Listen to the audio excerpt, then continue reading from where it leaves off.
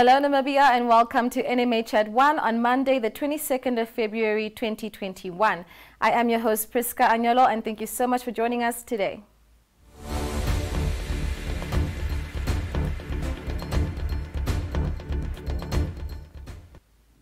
So do stay tuned for footage of Workers' Union NUNW's action in the Irongo region to convince President Hage Geingob not to liquidate in Namibia but to also consider other options.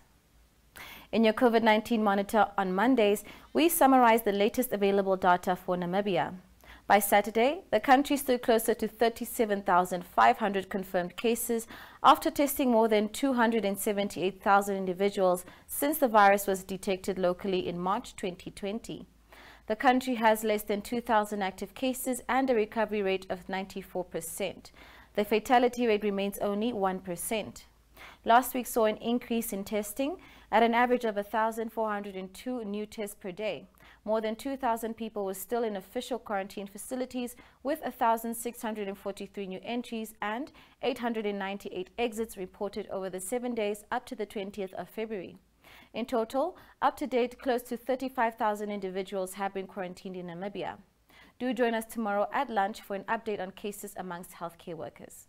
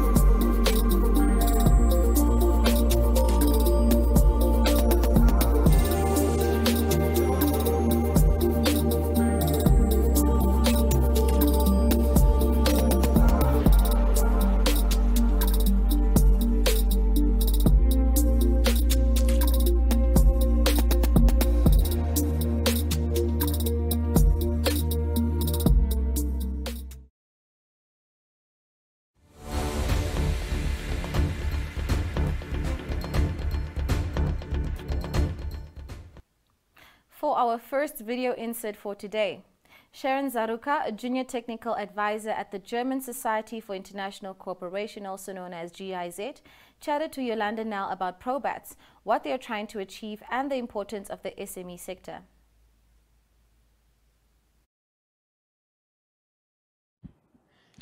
Good day. Today I'm joined with Sharon and she's going to enlighten us about what exactly Probats are and how that plays such an important role, especially in the micro SME and SME sector in Namibia. Sharon, welcome. Thank you, Yolanda. Sharon, let's just start. What exactly and who are Probats and what does Probats stand for?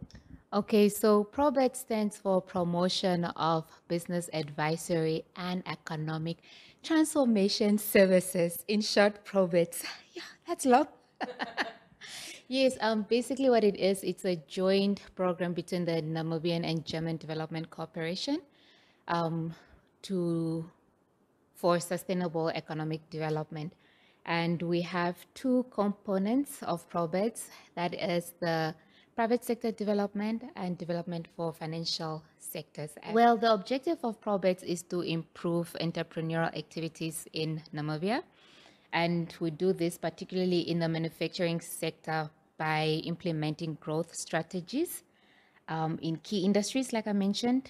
This is to help improve Namibian business environments and for them to be able to realize their growth potential. Okay. Then overall, what are you trying to achieve? What are we trying to achieve? Job creation.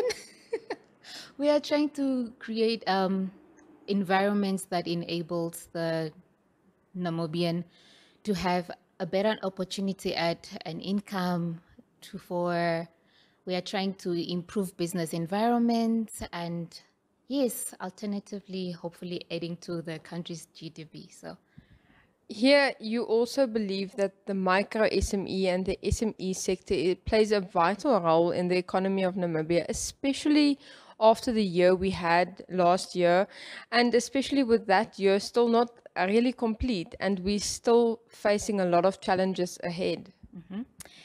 yes, we are faced with a lot of challenges. And like I mentioned before, we are trying to create opportunities for different key industries, opportunities for Namibian businesses, and not just the top businesses. So we look at grassroots levels, and that's where we are looking at our SMEs. We are trying to provide them with skills.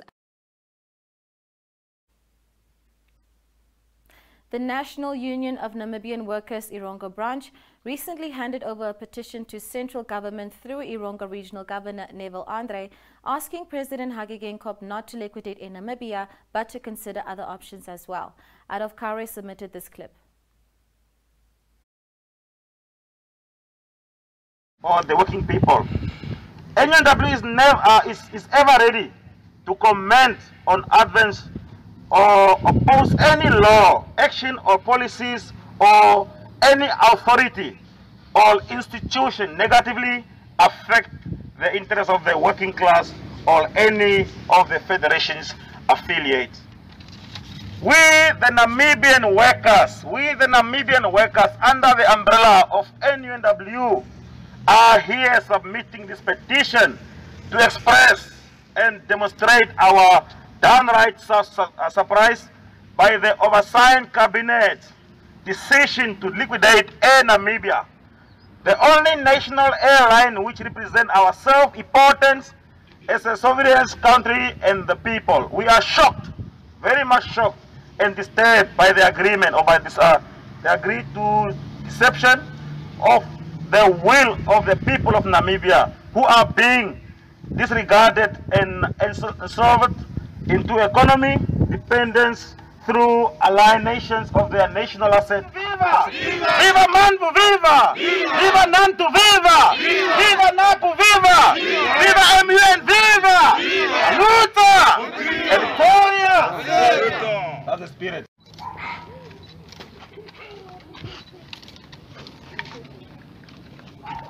I'm here standing in front of you as a representative of central government in the Irongo region, and as of course the representative of the president in Irongo region to receive this petition on behalf of the central government. And surely I will forward this petition to the office of the president as soon as possible.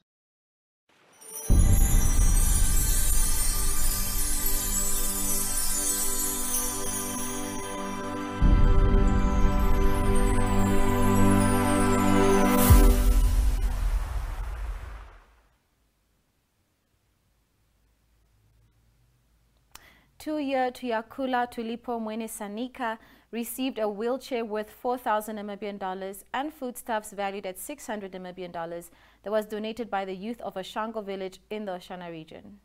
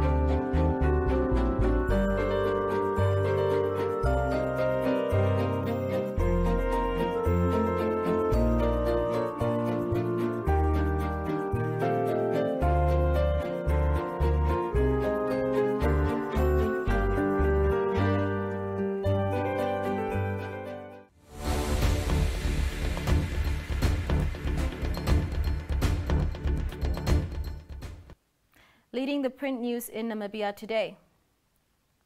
According to the Namibian Sun's lead story, some local authority councillors could see their salaries almost double in the coming months under new proposals from the Association of Local Authorities in Namibia. The request for a pay hike is contained in a letter sent to all local authorities last week. Republican leads with the United States Association of Cattle Farmers and their call for the suspension of imports of Namibian beef due to the outbreak of foot-and-mouth disease. Namibia has been the only country in Africa that had acquired the rights to export beef to the USA. According to the Algemeine Zeitung, lawyer Sisa Namanje has, on behalf of the Belgian airline Challenge Air, filed a court application to confiscate Air Namibia's office property valued at 45 million Namibian dollars. It is not yet known whether this application was successful. The Namibian reveals that Fisheries Minister Albert Kawana has defended his decision to allocate more than 80,000 metric tons of horse mackerel to the scandal-tainted fish core for the current fishing season. New Era reports on how Orombo West, once a flourishing commercial flower farm, has been afflicted by high crime and violence, while the local community says they have become easy targets for criminals.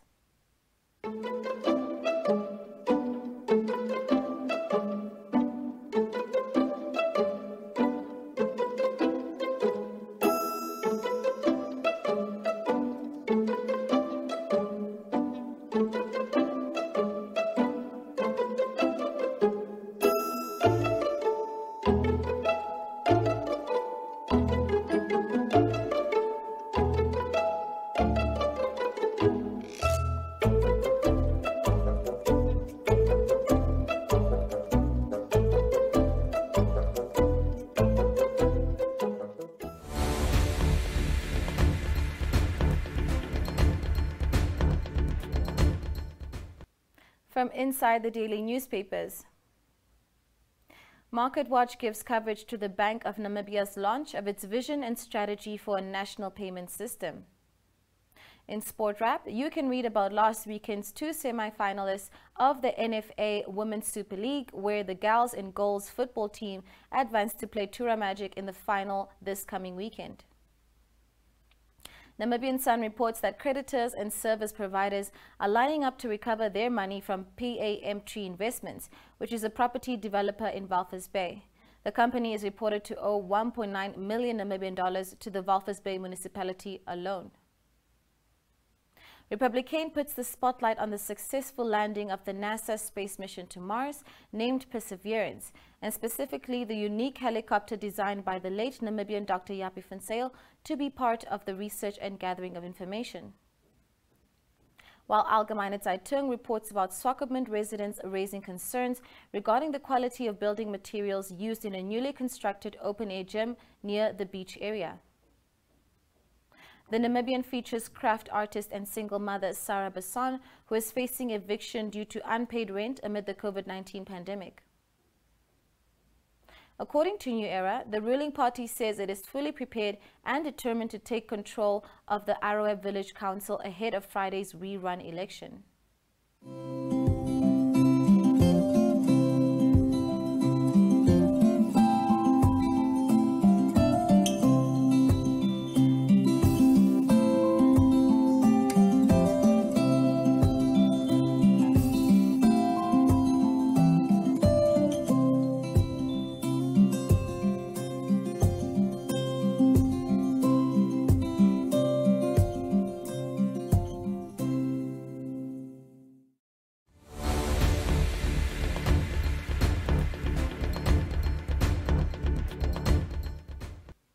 We finally reached the end of our show, and thank you so much for watching.